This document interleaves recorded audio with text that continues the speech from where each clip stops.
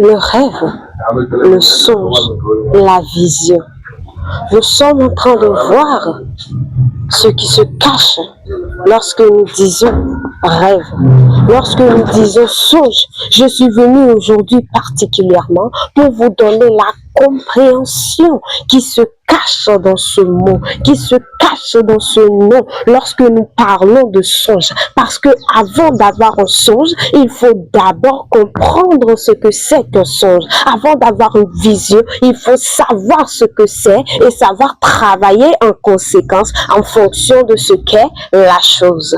Aujourd'hui, nous allons voir la compréhension qui se cache dans ce mot songe, vision, révélation par le biais de la langue hébraïque. Alors, venez avec moi, prêtez l'oreille. Le rêve, le songe, se dit en hébreu halom. Halom qui s'écrit de cette manière, halom.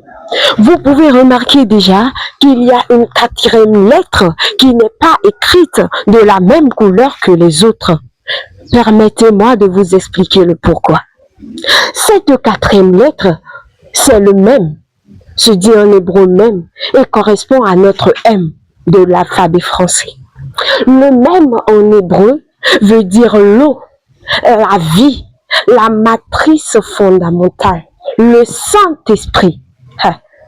Ce qui veut dire que, avant d'avoir le songe, avant d'avoir la vision, avant d'avoir la révélation, il faut être connecté, attaché au Saint-Esprit.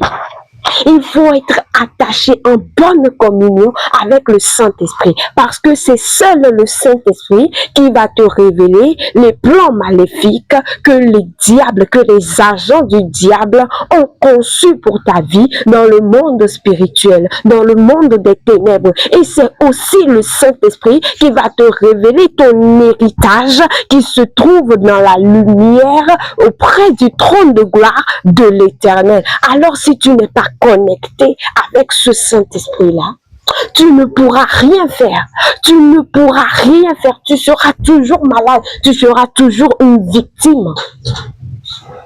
C'est pourquoi, toi, en tant que chrétien qui veux avoir de rêves, il te faut impérativement être connecté en bonne communion avec le Saint-Esprit. Le Saint-Esprit qui est l'eau. L'eau, c'est aussi le Saint-Esprit. La première fois que l'eau est rentrée en action sur la terre, c'était quand?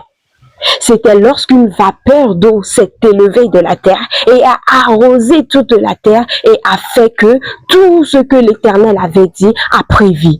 Alors, c'est avec cette eau que tu dois être en communion. C'est avec cette eau. Mais je ne te dis pas d'aller prendre une eau quelconque pour dire que tu es en communion avec l'eau. Rentre dans ta chambre, prie, lis la Bible, demande l'assistance du Saint-Esprit avec toi et tu verras que le Saint-Esprit sera toujours avec toi et tu auras des visions. Nous allons revenir pour voir lorsqu'une personne n'est pas attachée au Saint-Esprit, ce que sa vie est sur le plan spirituel. Et quels sont maintenant les bienfaits qui sont cachés dans le mot halom ou rêve pour nous en tant que chrétiens. C'est ce que nous allons revenir pour voir. Que Dieu vous bénisse abondamment. Cherchez la présence du Saint-Esprit et il sera avec vous. Au nom de Jésus-Christ de Nazareth. Amen.